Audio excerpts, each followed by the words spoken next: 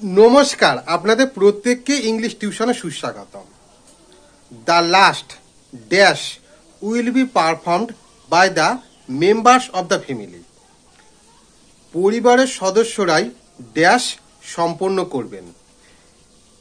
এবং এই বাক্যটা শূন্যস্থানটা পূরণ করার জন্য এখানে চারটে অপশন রয়েছে। একে হলো WRIGHT, রাইট। রাইট মানে কবজি। RIGHT, রাইট মানে ঠিক। RIT, রাইট মানে ধর্মীয় আচার অনুষ্ঠান।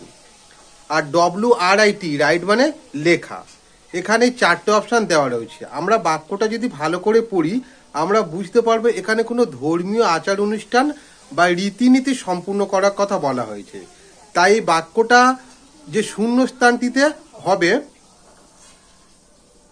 The last rite, RIT, rite will be performed by the members of the family, মানে শূন্যস্থানে রাইট, RIT, রাইট শব্দটা বসবে এবং এর বাংলাটা হলো পরিবারের সদস্যরাই শেষ রীতিনীতি সম্পন্ন করবেন।